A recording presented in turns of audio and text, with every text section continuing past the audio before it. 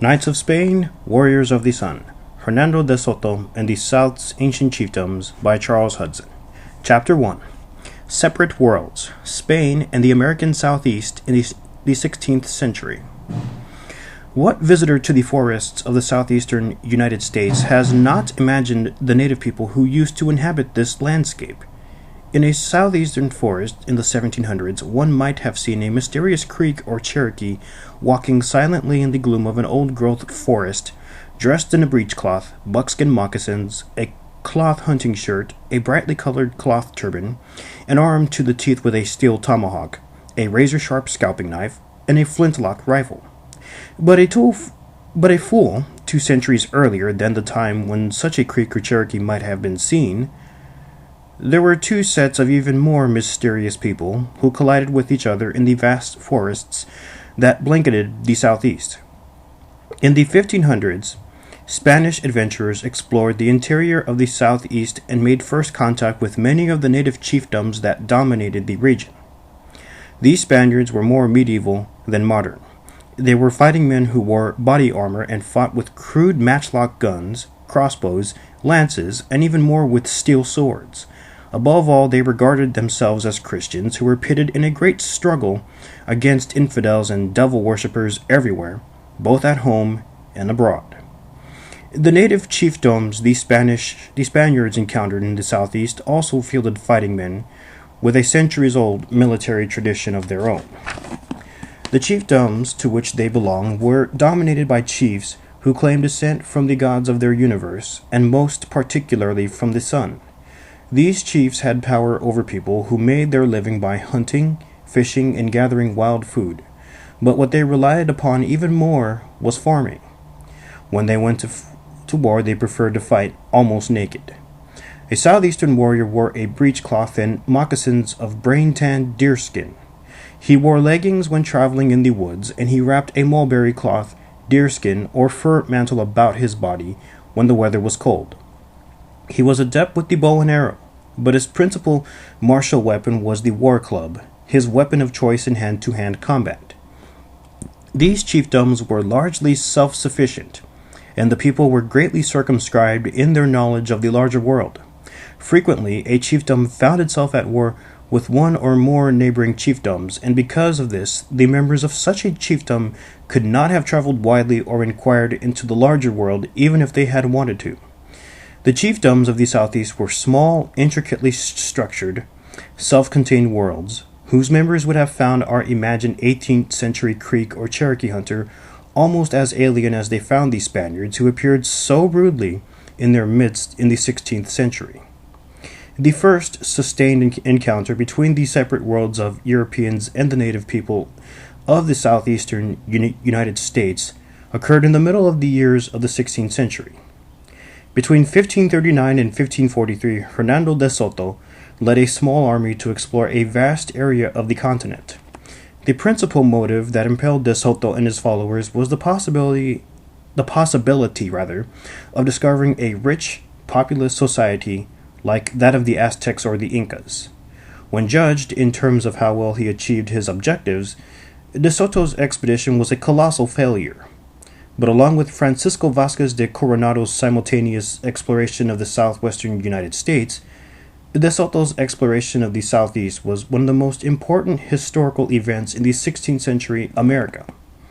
Members of his expedition traveled thousands of miles through about a quarter of the present territory of the United States, a vast portion of the continent, and they visited a large number of native societies, most of whom had no previous first-hand experience with Europeans. But for all this, the de Soto expedition has won only a small place in American history. Everyone knows that de Soto discovered the Mississippi River, and that he later died on the banks of that river and was buried in its waters. An automobile was named after him. His name dots the southern landscape, attached to towns, bridges, waterfalls, caverns, pecan houses, and so on. But where did his expedition go? What sort of people did it encounter? And how did it affect these native people? It is easy to speak of the de Soto expedition as an instance of first contact between the old world and the new. but this is at best a lazy and imprecise characterization. The Indian chiefdoms De Soto encountered did not think of themselves as a collectivity. They were first and foremost Apalaches, or Cusas, or Chicasas, and since they had no knowledge of Europe, Africa, and Asia, they surely did not think of themselves as constituting a new world. They were parochial to a degree that few modern people can imagine. Moreover, there is little evidence that De Soto and his men thought of themselves as emissaries from the old world. They had nothing so grand in mind. They spoke of themselves as Christians, but more fundamentally they were entrepreneurs and adventurers. They were officially charged with evangelizing the Indians, but even more they hoped to acquire wealth, power, and social honor. Spaniards. Referring to De Soto and his men as Spaniards is a little more than a convenience. In fact, it is historically inaccurate. In 1539 through 1543, the polities to which De Soto and his men owed their allegiance were not modern nation-states, and De Soto and his fellows were not modern people. The Iberian Peninsula as a geographical entity had been referred to as Hispania throughout the Middle Ages, and as time went on, the people of the Iberian Peninsula had a growing sense of being a people as opposed to, say, Frenchmen or Englishmen. Their primary social identification was to their town or region, and they identified only weakly with one of three Christian crowns, Castile, Aragon, or Portugal. In 1469, with the marriage of Ferdinand of Aragon to Isabella of Castile, two of these crowns were joined together. Their long reigns set in motion a remarkable cultural florescence, and for some decades in Spain became the greatest power in Europe. During their reign, Spain succeeded in two stupendous achievements that reverberated in world history for centuries. One was that in 1492, Ferdinand and Isabella completed the centuries-long reconquest of their land from the Muslims, who had invaded in 711 and had overrun the Iberian Peninsula in a humiliating conquest. The second achievement, in that same miraculous year, was that Ferdinand and Isabella backed Columbus's discovery of the New World and initiated the conquest and settlement of that vast unknown land. The royal houses of Castile and Aragon were linked together by marriage, but the two kingdoms were not effectively joined together. They remained politically distinct patrimonies, and their economies were not integrated with each other. Their political histories were different, and they were unequal. Castile was larger and more populous than Aragon and was therefore dominant. Moreover, their interests were different. Castile looked toward the Atlantic for opportunities, while Aragon looked toward the Mediterranean. With the discovery of the New World, America belonged to Castile, and the inhabitants of the Kingdom of Aragon were technically foreigners in this new land. In fact, if Isabella had had her way, only Castilians would have conquered and settled the New World. The Kingdom of Aragon, comprising the states of Catalonia, Aragon, and Valencia, was fundamentally a commercial empire, trading textiles to Africa and Sicily, as well as to other provinces in the Iberian Peninsula. The Aragonese economy was dominated by an emerging bourgeoisie, and their government was a constitutional system with limits on the power of the rulers and with protection against arbitrary power. The Aragonese oath of allegiance to the king was, "We who are so good as you swear to you who are no better than we, to accept you as our king and sovereign lord, provided that you observe all of our liberties and laws, but if not, not." The political and economic character of Castile was quite different. The Castilian economy was heavily pastoral, with wool being the principal export, and in Castile the reconquest was more protracted and bitter than in Aragon, and it shaped the character of the Castilians to a greater degree than it did the Aragonese. The reconquest was more than a political action. It was a crusade against infidels.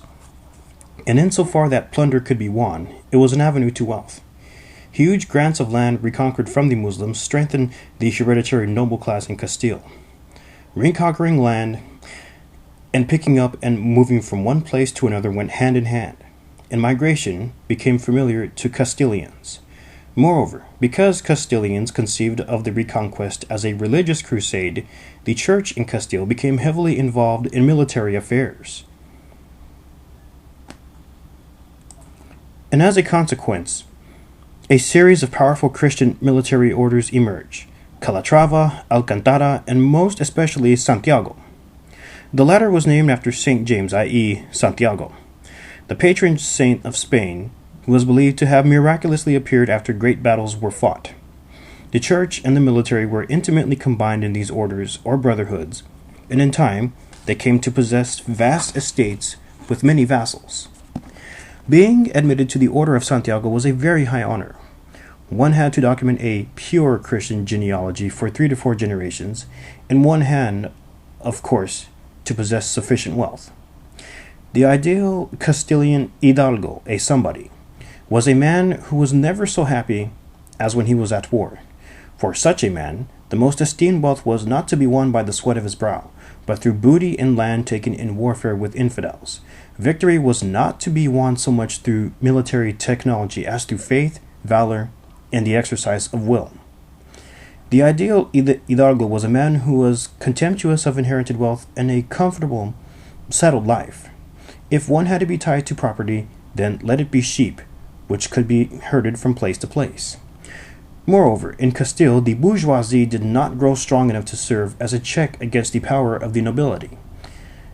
Indeed, the power of the Castilian aristocracy made for constant managerial problems for Ferdinand and Isabella. In the 14th and 15th centuries, Aragon was hit hard by a series of epidemic diseases and went into steep population decline. As Aragon's population fell precipitously, the mercantilist economy shrank. Hence, at the time when Castile found itself the master of the Iberian Peninsula at the close of the 15th century, Aragon found itself unable to provide the skills in banking and overseas trading that Castile needed.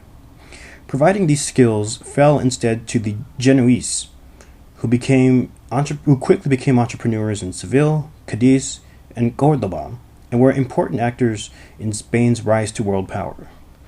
And so it was that Christopher Columbus, a Genoese, was backed by 2 Iberian monarchs who, flushed with victory after more than 7 centuries of struggle with Muslims, were looking for new infidels to conquer.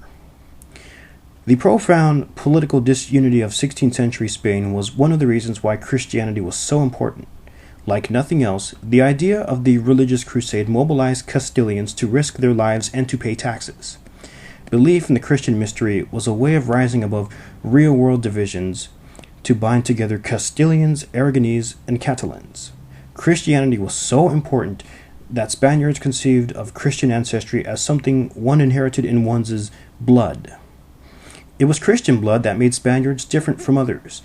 Thus, their concern with limpieza de sangre, purity of blood, was not the racism that came to exist in the 19th century, but rather a conception that set Christians apart from people of other religious persuasions, especially Jews. And one purpose of the Spanish Inquisition, instituted by Ferdinand and Isabella, was to determine whether the conversos, Jews who had been coerced into converting to Christianity, had truly become Christians. Thus, it was that De Soto's men thought of themselves collectively not so much as quote-unquote Spaniards, but as Christians. The social structure of Castile and Aragon was strongly hierarchical.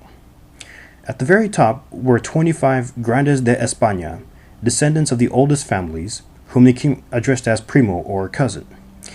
These grandees did not remove their hats in his presence. They all knew each other and acted as a group. There were other titled aristocrats, titulos, who possessed somewhat less exalted status. The next tier in the hierarchy was occupied by the lesser nobility, a class, rather than an organized group. These were caballeros and hidalgos, who might be addressed as don, and who could be rich or poor. Some were descended from nobles, while others were rich merchants or successful military men. They were exempt from paying taxes to the crown, could not be tortured or sentenced to serve as oarsmen in the galleries, and could not be imprisoned for debt. These advantages made hidalguía highly coveted, and people went to great lengths to achieve this status. Some even risked falsifying their genealogies. At the bottom of this Castilian hierarchy were the peasants, who constituted about 80% of the population. Some were well off, but most of them were extremely poor. To them fell the task of agriculture, and theirs was a backward agricultural system.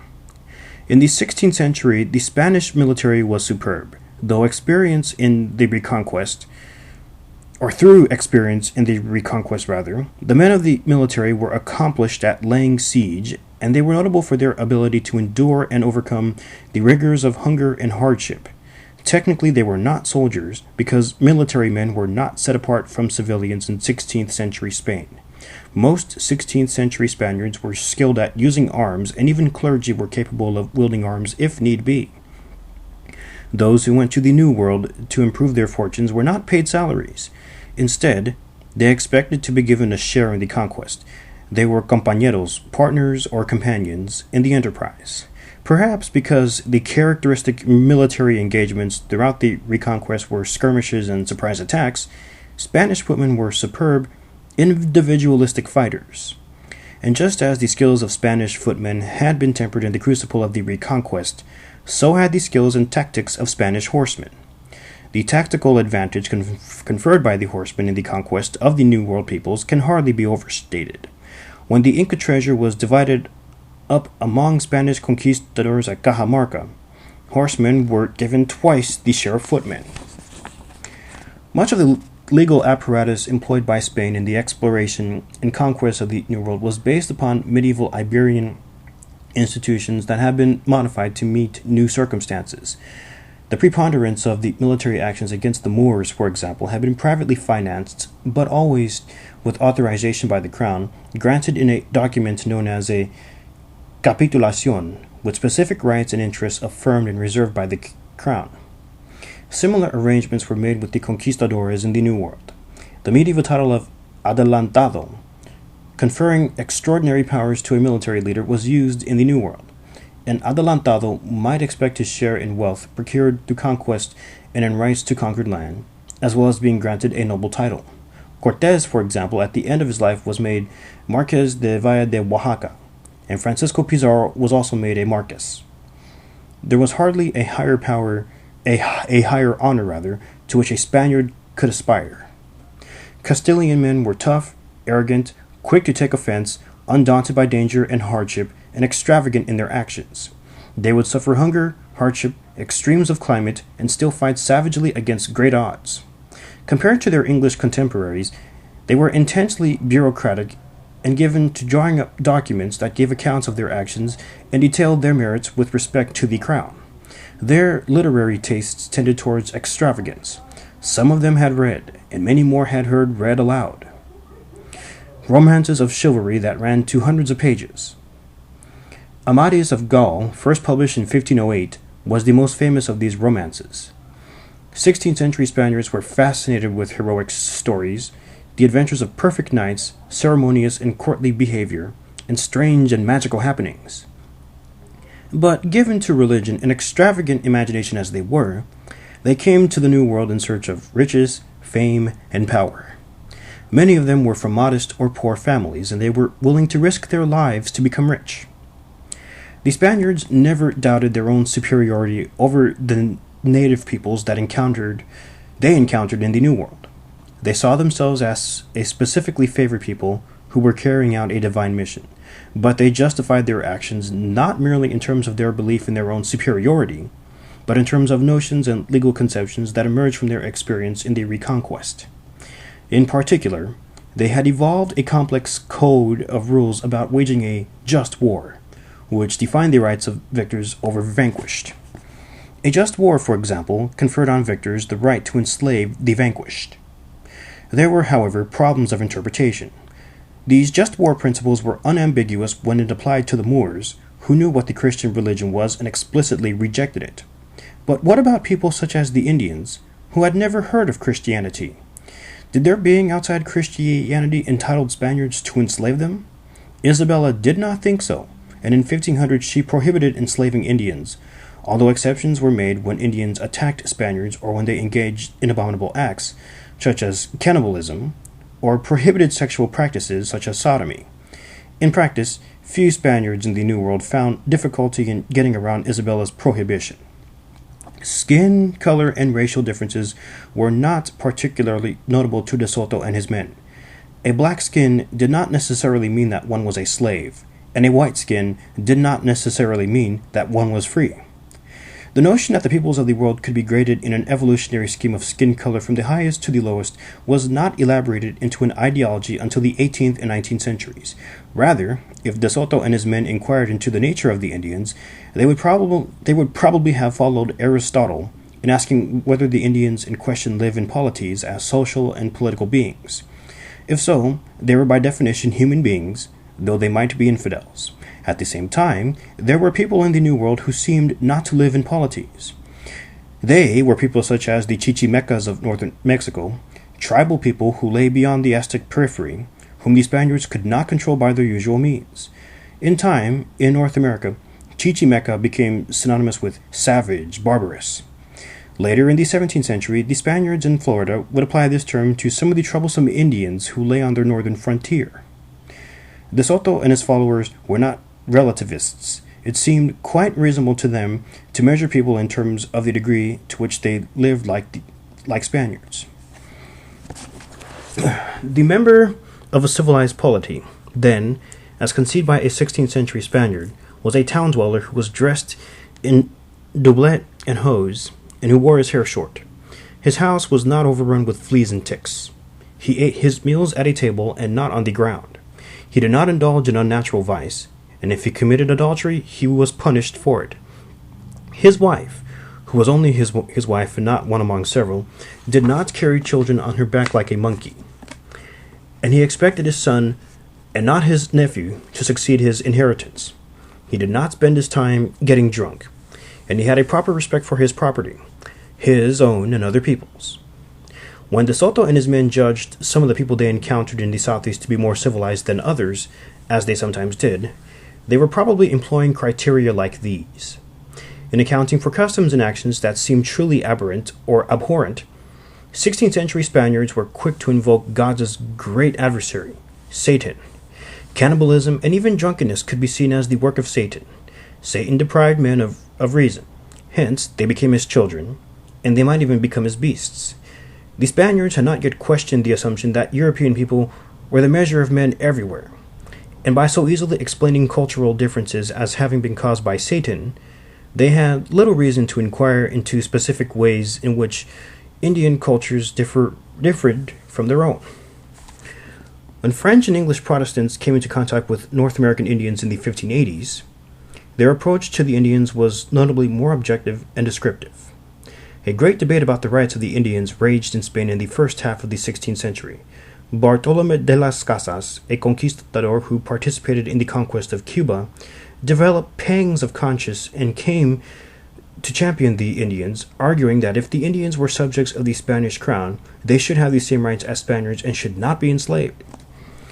The contrary position was championed by Juan Gines de Sepúlveda, who argued in favor of Aristotle's doctrine of natural slavery. The Indians, he argued, were naturally inferior to Spaniards and on this basis alone could be enslaved by them. Eventually, in 1542, slavery of Indians was prohibited by a royal decree that went beyond the earlier injunction of Isabella. But this came too late to soften De Soto's treatment of Indians. De Soto and his men were more medieval than modern in the way they thought and acted. They came from a society that was basically agricultural and pastoral. Theirs was a world that was slow-moving and seemingly immutable. For them, the calendar was not comprised of a series of equivalent units of measurement. Instead, the year played itself out as a kind of circle whose various parts were qualitatively different. It was an ancient circle punctuated by Christian festival days. This is why De Soto and his men frequently named the places they discovered after these days. Hence, they would name Tampa Bay Bahia del Espiritu Santo, and a large lake they came to soon after departing from Tampa Bay they would name the Lake of St. John. They remembered events more in relation to these festival days than by the calendar. Moreover, clocks were still extremely rare, and people had little awareness of the hours of the day. De Soto's men were from a Spain that still retained considerable areas of wilderness. Forests were extensive, and there were few fences so as not to impede the free passage of shepherds and their flocks. It was a land where bears and wolves were still numerous. To travel from Madrid to Barcelona could take 15 days, and travelers always had to be on the lookout for bandits. People in Spain would often travel in caravans in order to protect themselves against bandits. When bandits were killed, their severed heads would often be impaled on poles alongside the road. Spaniards dream of acquiring wealth, and the quicker it could be obtained and enjoyed, the better. They disdain labor. Wealth was not merely to be possessed or carefully invested for profit. It was to be used in display, finery, and diversion, or to buy slaves or pay servants who were themselves items of display. Something of this spirit may be seen today on festive occasions in Valencia, where at great expense the people build fallas, large artistic floats made of wood, paper, and wax, and then in a single night they burn them all to cinders to the delight of the crowd. Sponsoring a festival was a way of displaying wealth and prestige. For such people, bourgeoisie values were contemptible. De Soto and his men grew up in a small-scale society in which relationships were intensely personal. Honor or reputation, a constant preoccupation, was esteemed above all else, even life itself. Mere life ended with death, but one's reputation, whether honorable or dishonorable, lived on after death. Honor was something that could be sought and increased, and once a man possessed it, he sought to retain it and was worried that he might lose it. Honor was one's public reputation, and it was a vital concern of both men and women of all classes.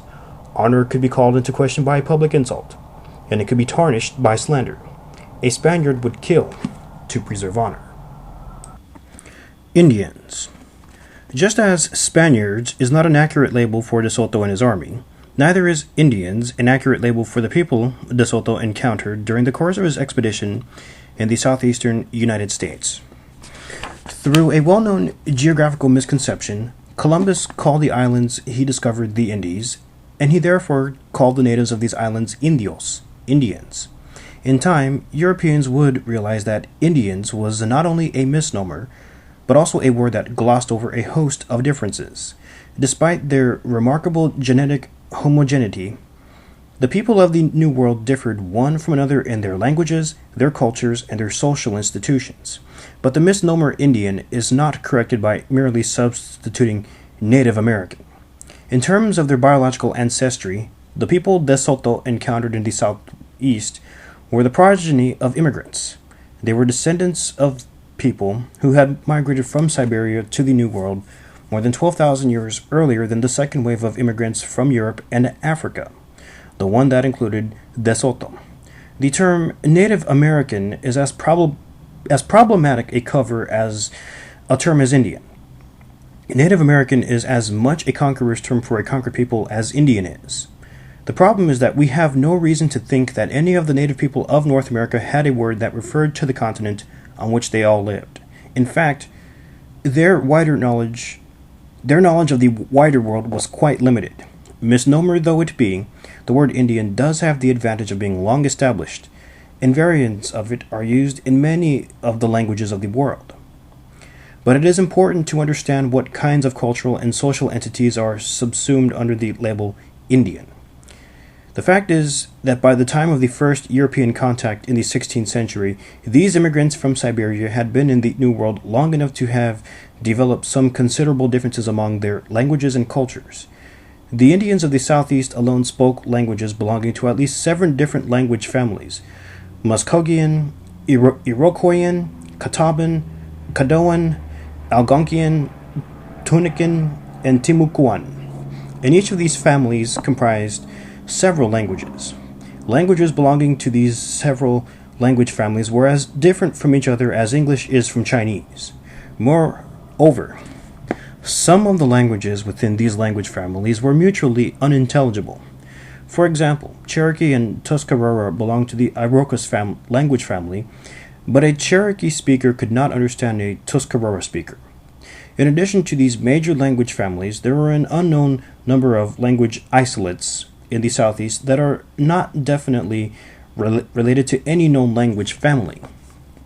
Some areas of the southeast, such as the southern half of Florida, appear to have been extraordinarily diverse linguistically.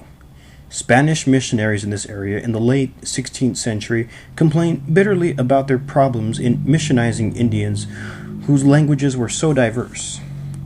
Differences existed among the Indians of the southeast, but there were also ways in which they were similar. Although it is difficult to document. It appears that all of the southeastern Indians, as well as some Indians outside the southeast, shared certain basic assumptions and thought patterns. This includes notions about how the cosmos was put together, as well as very general theories about why things happen. For example, many Indians in North America believed they lived in a world divided into 4 cardinal directions, with each of these directions being associated with distinct symbolic associations, such that the East was associated with life, the West with its opposite, death, and so on. Similarly, North American Indians believed that the cosmos was peopled by a panoply of spiritual beings, and when one's relationships with these spiritual beings were disturbed, then various kinds of misfortunes would occur. Thus, even though the southeastern Indians differed among themselves in terms of culture and language, they shared some deep assumptions, and they probably grasped the meanings of each other's visual symbols. A second basis for similarities among the Indians of the Southeast was a fundamental social transformation that began occurring among them at about AD 800 to 1000, and by 1539 through 1543 had affected most of the people De Soto and his army encountered. Evidence for this transformation was unearthed by archaeologists who coined the word Mississippian to denote both a distinctive culture and the time period in which it existed, that is, from about AD 800 to 1600. This Mississippian transformation appears to have been set in motion by a growing dependency on corn agriculture. But whatever cause was decisive in setting it in motion, the most notable consequence was that it stimulated the development of chiefdoms, a new kind of social order in the Southeast in which social power, probably for the first time, was concentrated in the hands of chiefs who ranked above the people. Hand in hand with this concentration of power, the populations of the chiefdoms began to expand, and the level of military competition increased greatly. De Soto and his army would meet up with the first of these Mississippian chiefdoms in northern Florida, and from this point on they encountered one chiefdom after another as they traveled through the area that in the 19th century would be the cotton-growing states of the Old South. They would probe along the northern and western boundary of the Mississippian area until they came to hunter-gatherers in eastern Texas who lay outside the Mississippian spear. These Mississippian chiefdoms were important to the Spaniards. For one thing, they concentrated political power in the hands of the chiefs, which meant that if the Spaniards controlled a chief, they could control his people. Another advantage for the Spaniards was that the chiefdoms concentrated wealth in the form of stored food, most particularly corn.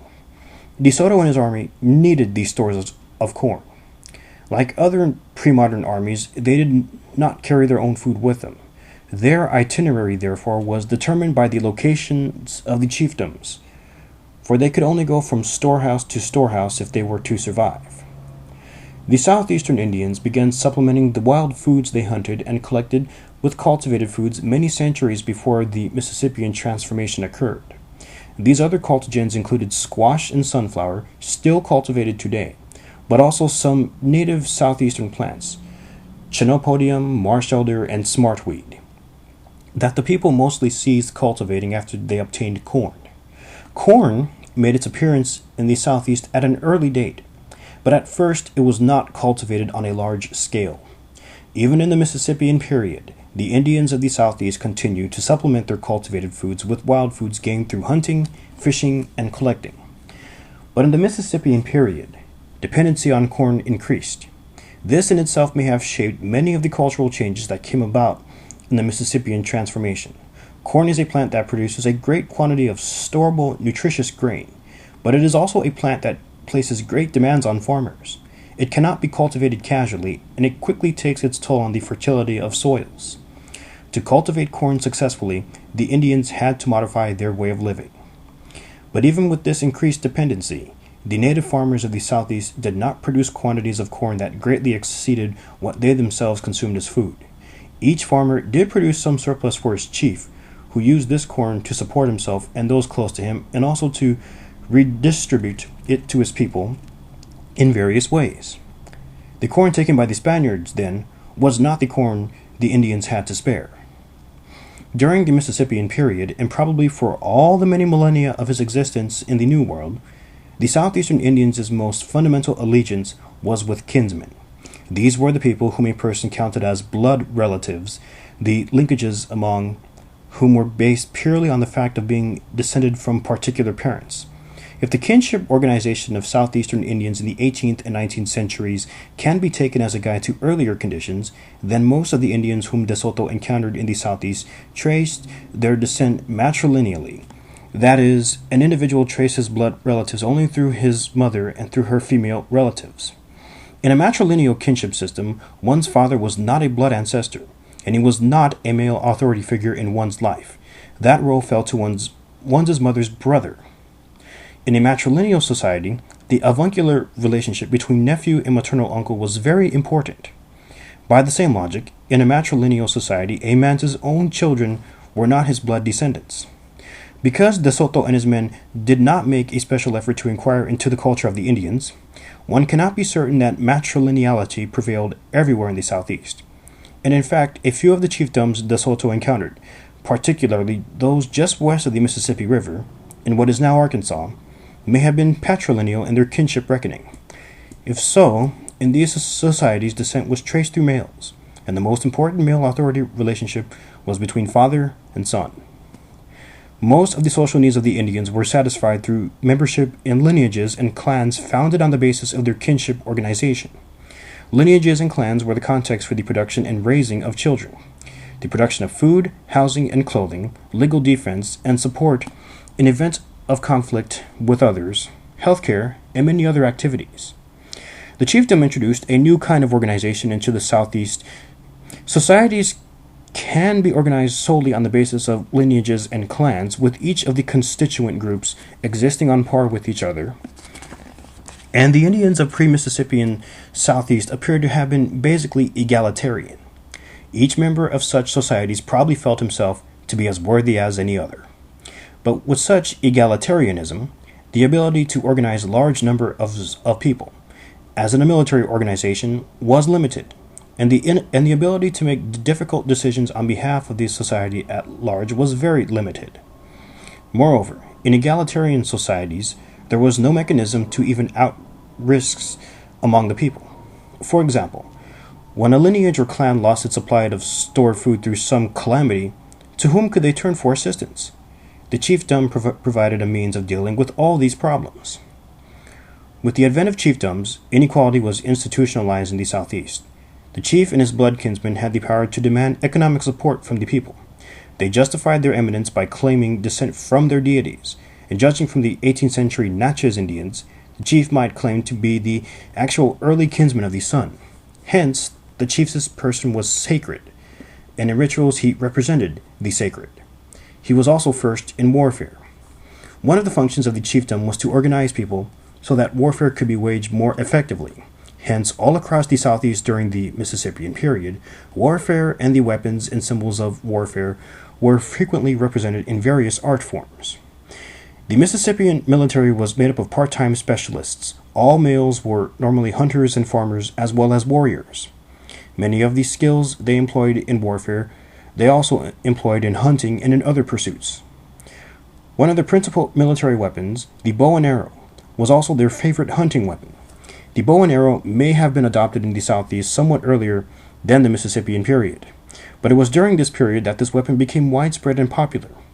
The characteristic Mississippian projectile point was a small triangular or ovoid arrow point. The males born into Mississippian chiefdoms no doubt began mastering the bow and arrow when they were children. There is ample evidence in the documents of the De Soto expedition that southeastern Indian archers were large in stature, well built, and in superb physical condition. They could shoot accurately and with great force. East of the Mississippi River, the Indians made self or simple bows out of hickory, ash, or black locust. West of the Mississippi River, the bows were commonly made of the Osage orange, the very best bow wood in North America. Until the 19th century, when its range was purposefully and deliberately extended, the range of Osage orange was restricted to a tiny area in East Texas. On the dry western margin of the southeast, bows were often backed with sinew, an elastic material taken from animals, which made the bows stronger, increasing their range. The typical southeastern bow was a moderately long D-bow, with a length of about 50 to 60 inches, and with a pull weight of about 50 pounds. Such bows had a long pull, and they would cast an arrow in a long distance. Occasionally, bows were made with slightly recurved tips. Cabeza de Vaca, who experienced southeastern Indians about 10 years earlier than De Soto, came to know them well. He reports that their bows were as thick as one's arm, presumably one's wrist, measuring from 11 to 12 spans long, and the Indians could shoot an arrow that was capable of hitting a target at 200 paces. Cabeza de Vaca saw one of these arrows penetrate as much as 6 inches into the base of a popular tree. The Indians often slept with their bows strung and with some arrows near at hand. When an alarm was given, they could be up and about in an instant. They fought in a crouching position, darting from side to side, dodging missiles fired at them, and they did it so well that the Spaniards had difficulty hitting them with their crossbows and arquebuses. A weapon even more closely linked with Mississippian warfare was the war club.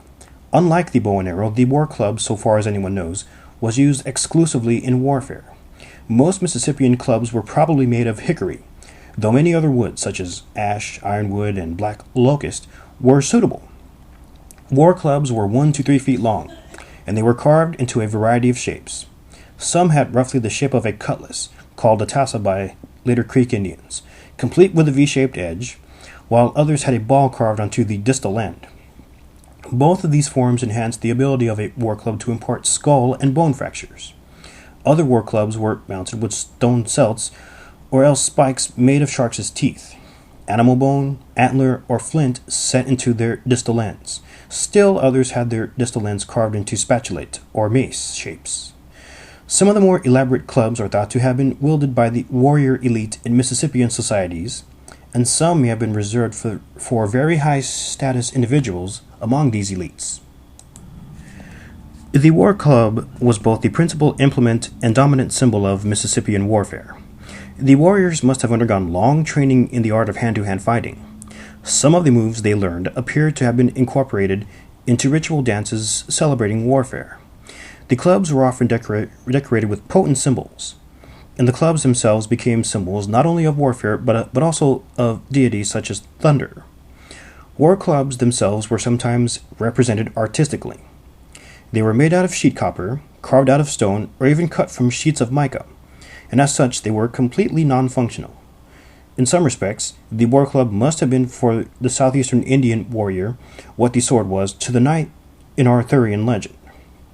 Indirect evidence of the war club's effectiveness has been found in archaeological contexts. That is, the skeletal remains of males at several Mississippian sites have shown fractured skulls, cracked collarbones, and lower arm breaks, the latter probably sustained in holding up their arms to ward off blows from war clubs. Southeastern Indian warriors were at their best when they wielded offensive weapons in individualistic, hand-to-hand combat. They expended relatively little energy in defensive military technology, except that under some conditions Mississippian people encircled their towns with defensive log palisades.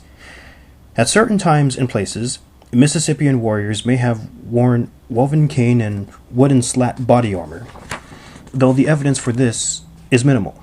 They possessed shields, but there is little evidence that shields played an important role in combat. Mississippian warriors wore minimal clothing when they fought, sometimes wearing only a breechcloth, and their emphasis was on speed and agility.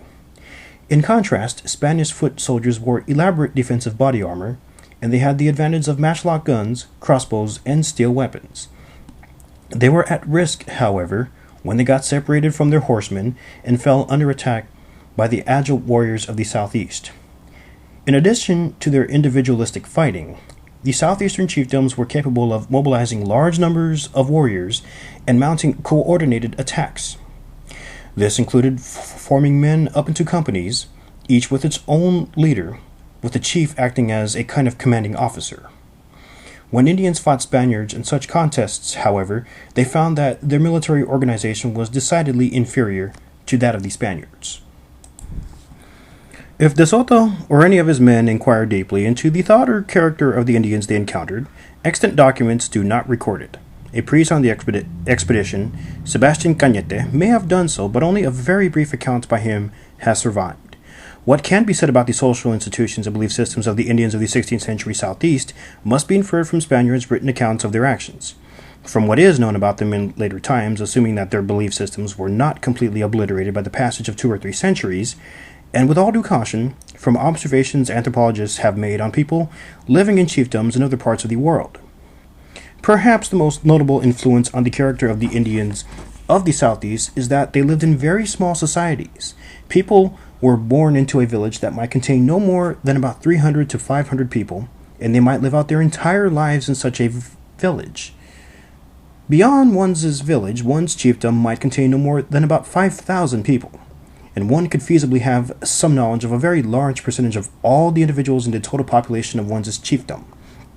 In some places in the Southeast, chiefdoms were incorporated into larger paramount chiefdoms. In such instances, one would have some knowledge of individuals in the larger paramount chiefdom, which might contain as many as 50,000 people. Beyond one's paramount chiefdom, there were societies of people on all sides who were enemies or potential enemies. Beyond this, one's knowledge of more far-flung people was apt to be strongly colored by notions embedded in one's belief system. But most of one's effective relationships were with people living close by in one's own village. In a social universe of 500 people, all relationships were many-stranded. People had relationships with other individuals in their village in many social contexts. Because of this, any action by anyone in one social universe very often had implications for oneself. In such intense social contexts, people came to regard each other's behavior with extreme interests. They inquired closely into the intentions and motives behind acts both public and private, and for the same reason they tried to conceal their own intentions and motives as much as possible. There was a social group even smaller than the village, the lineage or clan, to which southeastern Indians own their primary allegiance. Lineages and clans were groups of blood relatives who provided a person's primary support. They took care of their own. It is likely that in the 16th century, as in the 18th century, the members of a clan sought their own justice. They never forgave the killing of one of their own. If a person in one's clan was killed, one was obliged to kill the killer, or else a member of the killer's clan. A balance had to be exacted to set the matter straight. Vengeance was very much a part of the social world of the southeastern Indians, and they would go far to exact it. And just as their social worlds were small, bounded and composed of intricate, many-stranded relationships, the philosophical knowledge with which the southeastern Indians interpreted their world was similarly organized. They believed that they existed, literally, in the center of the world, and all around them, in the 4 cardinal directions as well as above and below, were spiritual beings who were attentive to what went on among the people, the principal people, who lived in the center of the world. One sought to keep these spiritual beings balanced off against each other so that none got the upper hand. Just as people inquired into the motives and intentions behind every act in their village using various techniques of divination, the Indians sought to inquire into the motives and actions of spiritual beings. The Indians believed that some individuals possessed the power to divine the intentions of spirits, and in doing so were able to explain why mysterious or threatening events occurred. In the 18th century, it puzzled Europeans when a group of Indian warriors would suddenly decide to cancel a planned attack. But if the omens were bad, warriors would not hesitate to abort a mission and go back home. 16th century Spaniards noted that southeastern Indian societies were structurally similar to their own society in one respect. Some Indians possessed more social honor than others. Some appeared to be nobles, while others were commoners. But in fact, the Indians were not organized into social classes, as were the Spaniards. Rather, they were ranked in terms of their closeness of kinship to the chief. Closest of all to the chief were his or her siblings, and the more senior of these siblings ranked higher than did the younger. Moreover, the children of higher-ranked siblings ranked higher than those of lower-ranked siblings, and these principles applied uniformly through the generations. This concern with precise degrees of ranking was probably the greatest in the chief's clan, for these individuals were the ones who had most to gain from their rank. But to some degree, all members of a chiefdom had some awareness and concern with ranking. In principle, this ranking was conferred upon a person by birth, and it was inalterable.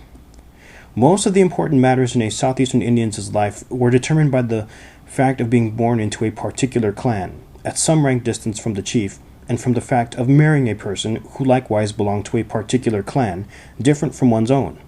Beyond this ascribed social status, obtained simply by being born, one of the principal ways in which a man could improve his social standing was in the arena of warfare. In the 16th century, possibly even more than in the 18th century, the darling passion of young southeastern Indian males was to attain skill and achievement in war. By performing meritorious acts against the enemies of his chiefdom, a man could ascend in status. Judging from the high proportion of martial symbols in relation to all other symbols recovered from Mississippian archaeological sites, the young men were heavily propagandized to become warriors. Even though Mississippian chiefdoms were capable of placing large forces of fighting men on the field of battle, the brash one-on-one lightning ambush of an enemy was the most favored kind of combat. The creatures southeastern Indian men admired were hunters who killed by cleverness or stealth, and most particularly by swift attack. They admired the spider, the rattlesnake, the cougar, and most especially the peregrine falcon. The peregrine kills other birds on the wing in a lightning attack, and it will not hesitate to attack a bird twice its size. With its rakish beak, unwavering stare, and V-shaped eye marking, its face is death itself. Southeastern Indians strongly identified with their chiefdom, and they were protective of their chiefs. When De Soto's men interrogated their prisoners, asking them to which chiefdom they belonged, they sometimes answered indignantly, as if someone had dared to imply that they belonged to any other. And when De Soto would occasionally seize their chiefs and hold them as hostages for the good behavior of their people, the chiefs and subjects would sometimes make a move to rise up and free them. In at least one instance, one of De Soto's prisoners committed suicide rather than betray his chief. Archaeologists are only just now beginning to grasp the overall shape of the long-term development and short-term dynamics of Mississippian societies. It is now clear enough that the developmental path of any particular Mississippian society was not onward and upward forever. The Mississippian archaeological records is full of beginnings and endings, sites built and abandoned, times of feast and times of famine, and in much of this adversity, one suspects that Mississippian people's greatest adversaries were themselves. Mississippian societies were neither utopias nor peaceable kingdoms. Nascent Mississippian chiefdoms began forming at a number of locations across the southeast between about 800 and 1100. Most notably, one of these chiefdoms, Cahokia, arose in the fertile American Bottom, east of the present-day St. Louis, and at the same time, or shortly afterward, chiefdoms began forming in the central Mississippi Valley and along the Arkansas River. To the south, they rose in the Mississippi Delta and along the Black Warrior River in Alabama. And southeast from the American Bottom, they arose on the Tennessee River in eastern Tennessee, and along the Etowah, Chattahoochee, Apalachicola, Ocmulgee, and Oconee rivers in Georgia. It is likely that these earliest or pristine chiefdoms arose very gradually and with little evident artistic or ideological elaboration. There is no archaeological evidence of a high level of warfare during this early period.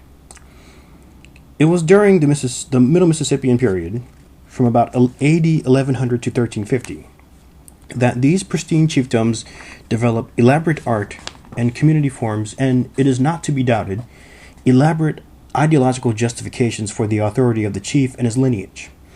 During the Middle Mississippian period, the chiefdoms produced their more elaborate artistic expressions, and warfare became a grim concomitant of Mississippian life.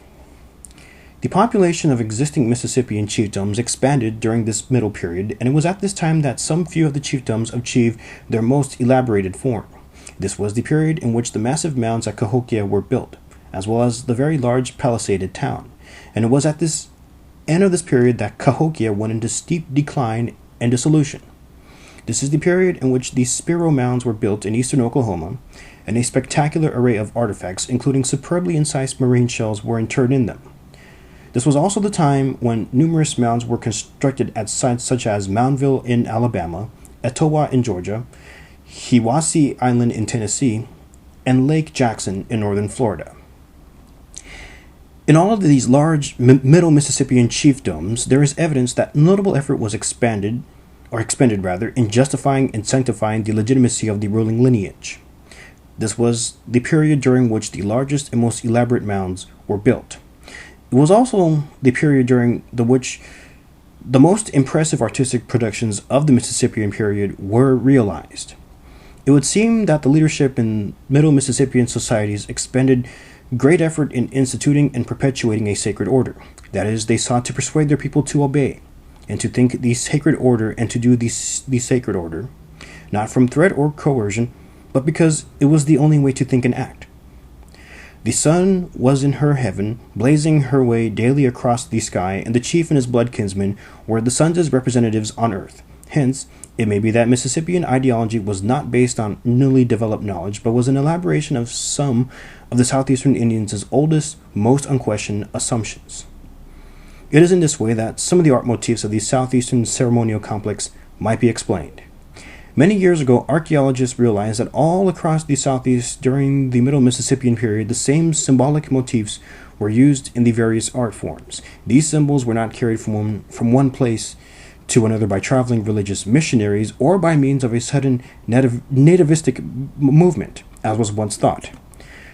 The similarity exists because all Mississippian societies found themselves faced with devising symbolic responses to similar social and political problems, and they all drew upon the same ideological substratum.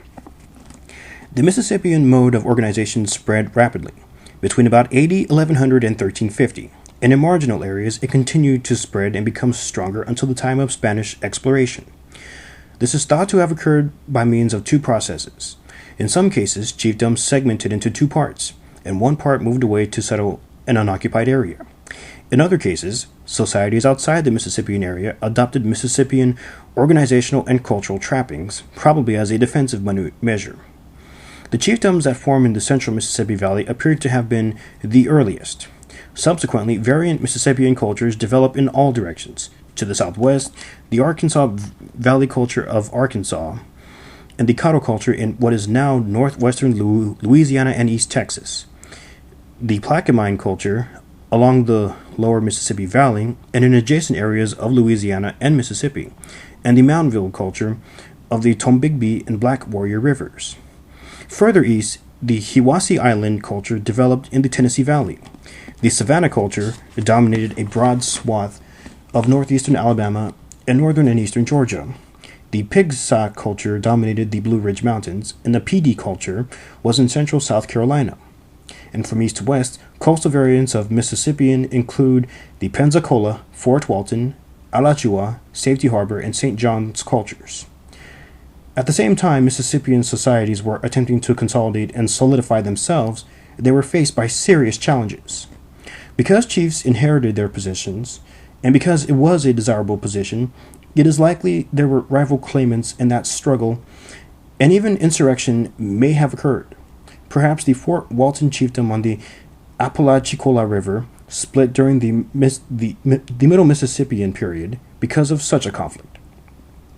Another challenge was that during the Middle Mississippian period, the number of chiefdoms in the southeast increased.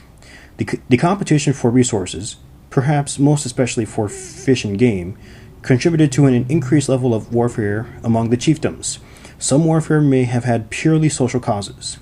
The most dramatic testimony to this increased warfare is the appearance in the archaeological record of impressive defensive structures. Strong wooden palisades, sometimes with towers, and often surrounded by ditches. Corn was the principal cultivar of Mississippian farmers, and as a grain grown gigantic, corn depleted nitrogen from the soil. And even though Mississippian farmers had their pick of the richest 1% of soils in the southeast, repeated tilling of the land depleted it, and over the long term productivity fell. Such declining fertility may have underlain a long-term secular trend powerful enough to have destabilized the pristine chiefdoms of the Middle Mississippian period. Finally, the climate worsened worldwide at around 1350 to 1450, becoming colder by several degrees. At the time of the De Soto expedition, it was notably colder than it is today. And between 1300 and 1600, there were several decades-long dry periods. Both of these climatic changes must have posed serious challenges for Mississippian farmers and may in turn have exacerbated the level of social conflict. Perhaps one or more of these challenges proved to be too much for the old pristine Mississippian chiefdoms. Around 1350, the people ceased adding more earth to the largest mounds. Their elite artistic productions became less spectacular, though they continued making pottery that was technically very good and pleasing to the eye. Some pristine chiefdoms evidently stagnated. Both Etowah and Moundville went into decline. Some failed spectacularly. Cahokia went into steep decline, and the vast area it had dominated became a wilderness, the so-called vacant quarter, an area that was still uninhabited at the time of the De Soto expedition. In another instance, the chiefdoms along the Savannah River collapsed. In 1540, except for a chiefdom that remained on its headwaters, the Savannah River ran its entire course through unpopulated wilderness.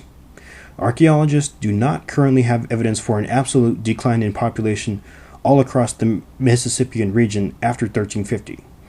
De Soto and his men certainly encountered substantial populations of people, and there is evidence that some of the people in this late Mississippian world were engaged in building societies above the chiefdom level. These were paramount chiefdoms, that is, constellations of chiefdoms under the sway of a particular chiefdom that was dominant or paramount. These paramount chiefdoms could be multicultural and multilingual.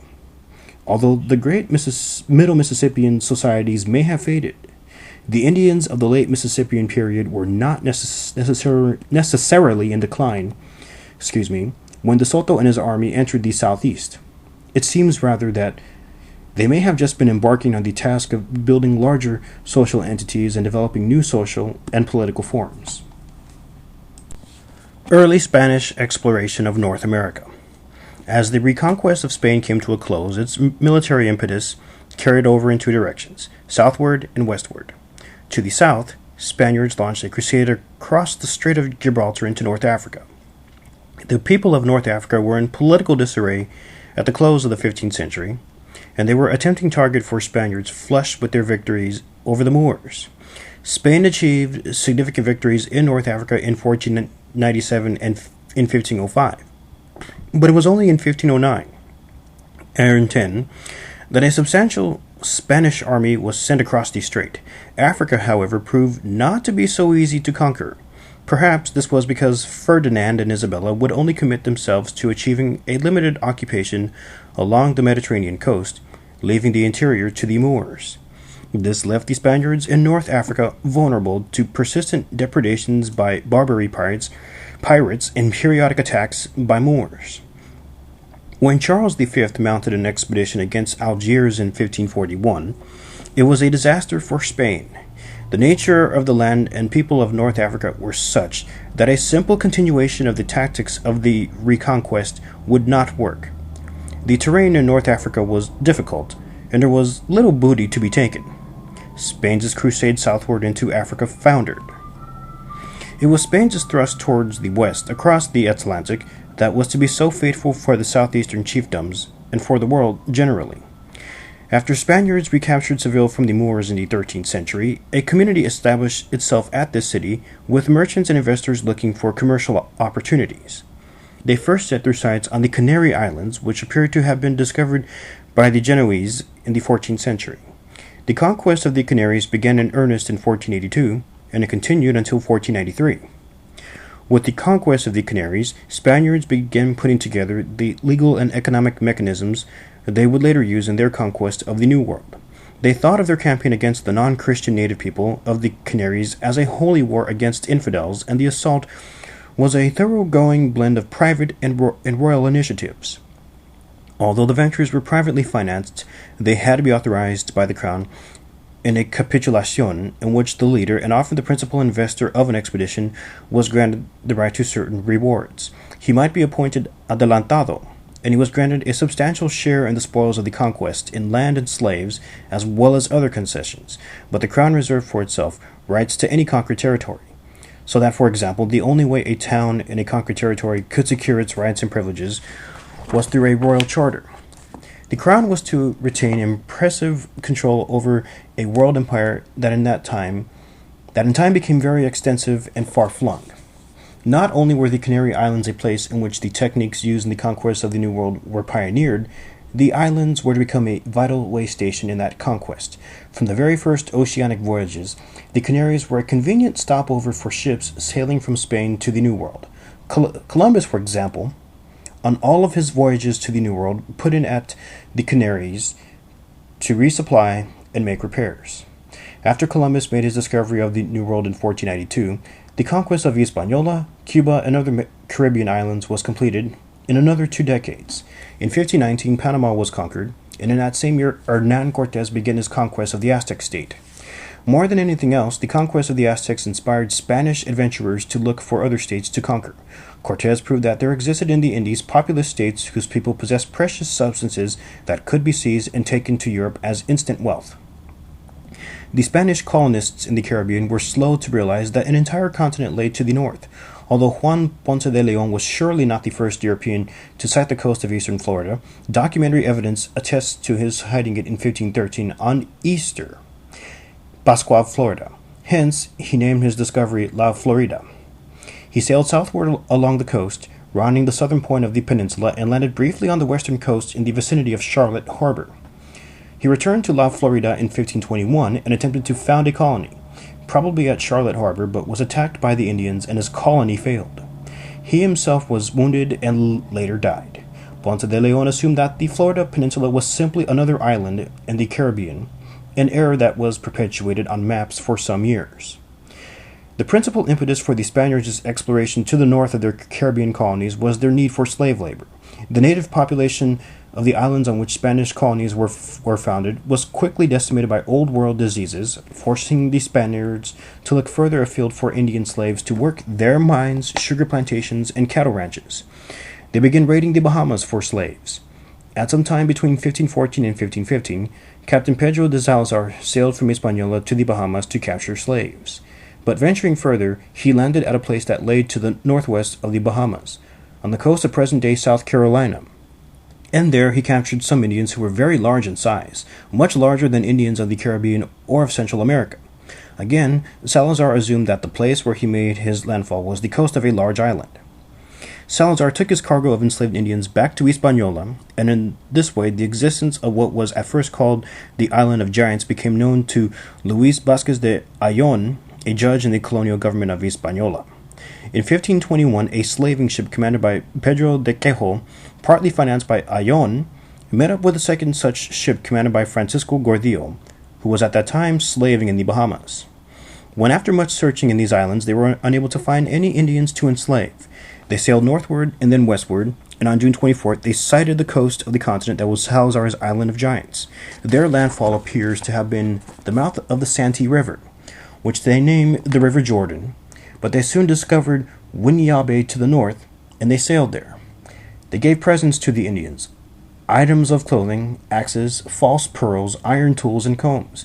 The Indians gave them, perhaps in exchange, a quantity of pearls and some terrestrial gems.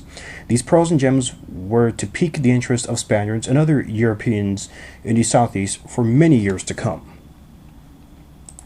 Quejo and Gordillo carried out limited exploration of the coast, learning that the people who lived there were subject to a powerful native ruler known as Daza, also known as Duay or Duare. The chiefdom ruled by Daza was probably Cofita Chequi, a native polity that would figure prominently in the De Soto expedition. On July 15th, just before departing, Quejo and Gordillo enticed about 60 Indians aboard their ships, promising them gifts. But once the Indians were on board, the Spaniards hauled their anchors and set sail, condemning their guests to slavery. When they reached Santo Domingo with their human cargo, the people gathered to gawk at the tall, brown-skinned slaves who were dressed in animal skins. The enslaved Indians were put to work on plantations. Some of them died from disease, and some escaped into the interior of the island. One who survived became a pearl diver. But the one who was of most interest was a native of a town or polity named Chicora, probably in present-day South Carolina, whom they named Francisco. Francisco learned Spanish and became a personal servant to Ayllón, who is said to have treated him as if he were his own son. He became Ayllón's principal source of information on the newly discovered land. Ayllón and several others decided to petition the king for a capitulación to explore and colonize the new island. Accordingly, later in 1521, Ayllón sailed to Spain to deal with some problems of governance in Hispaniola and to pursue his own interests. Ayllón took Francisco with him. While the two of them were in Valladolid, seeking an audience with Charles V, they were for a time guests of the Italian humanist and historian Pietro Martyr de Anguera, known to English speakers as Peter Martyr.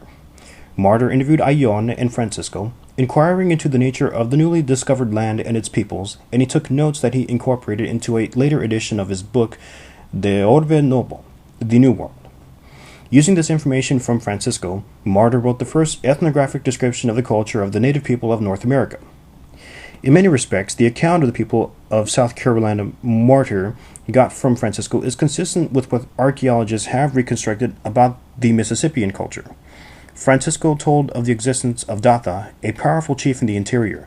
Datha and his kinsmen were said to be physically much larger than their subjects. Datha had many tributaries under his power or influence, his domain extending, it was said, for some way up and down the Atlantic coast. Francisco said the people of Duarte were white, but he may have been alluding to a symbolic attribute of the people of Duarte rather than a literal description of their skin color. That is, in much of the southeast, white was symbolic of authority and peace. Datha was carried upon the soldiers of his subjects when he wished to travel from place to place. As sovereign, Datha lived in a special house, though not of stone as Martyr says, and in his dwelling there were statues, which Francisco called inamadi, of a male and a female, carved at about the size of 3-year-old children. These were periodically exhibited at agricultural rituals. The people built earthen mounds whereon orators stood to deliver speeches and eulogies for the dead. All of these are aspects of Mississippian culture that have been corroborated by archaeological and historical information. But distortions of various kinds are present in the stories Martyr got from Francisco and Ayon. Some of these distortions are no doubt due to the fact that Francisco came from a small, pre-literate society with a constricted worldview encapsulated within a religious belief system. For example, Francisco told Ayon a story about the people of Inisganin, who were once visited by people who had tails as thick as a man's arm and a yard long, so that they had to dig holes in the ground in order to sit down. They had scaly skin and fingers that were as wide as they were long, and they only ate raw fish.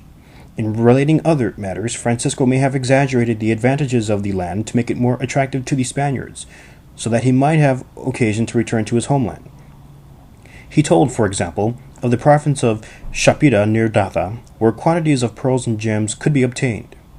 Some of the distortions in what was told to Peter Martyr may have been deliberately introduced by Ayon.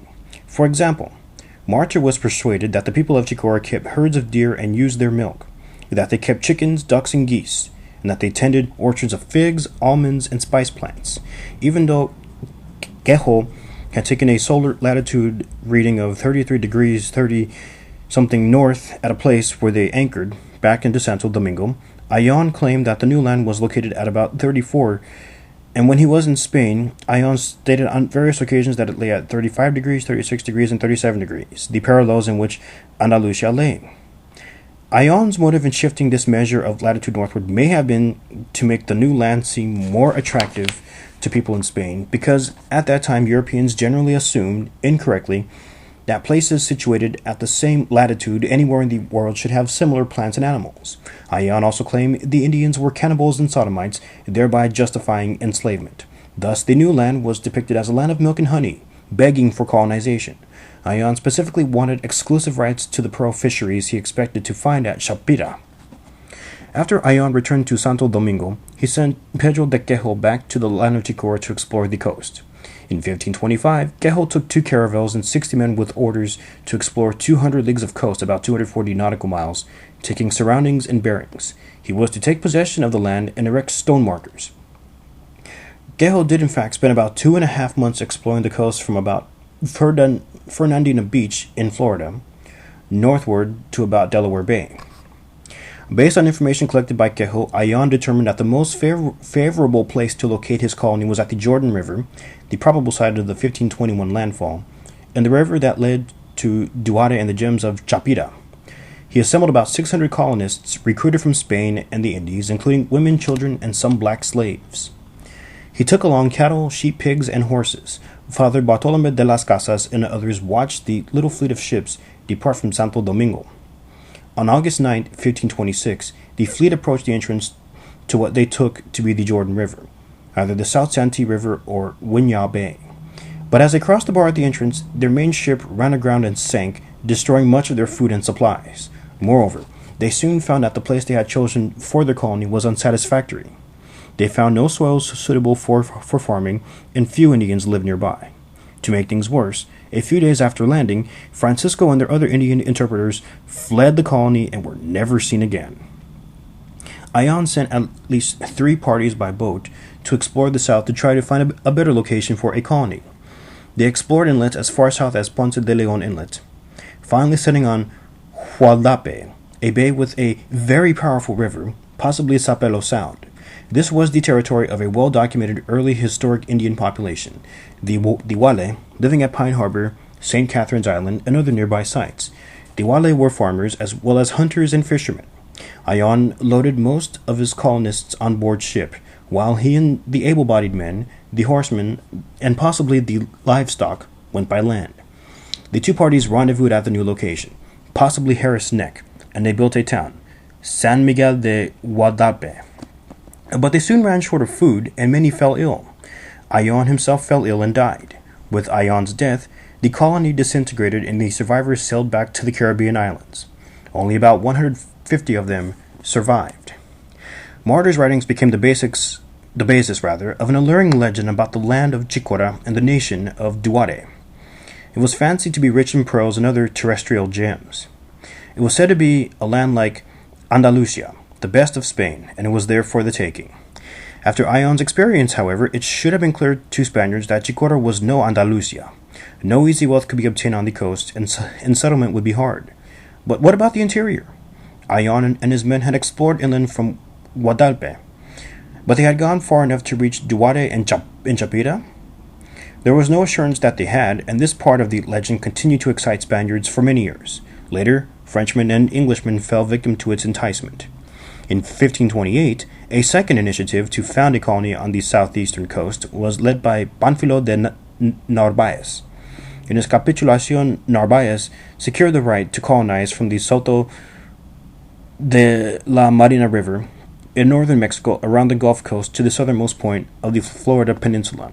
Narváez may have intended to establish his colony in northern Mexico, where he might have been positioned to challenge Hernán Cortés, but a storm that blew up as he was approaching Habana forced him to land on the west coast of Florida.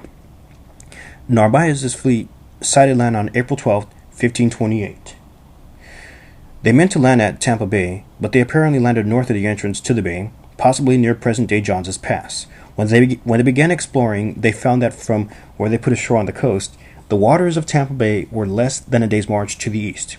When they made plans about what to do next, they were confused about where the entrance to Tampa Bay was located.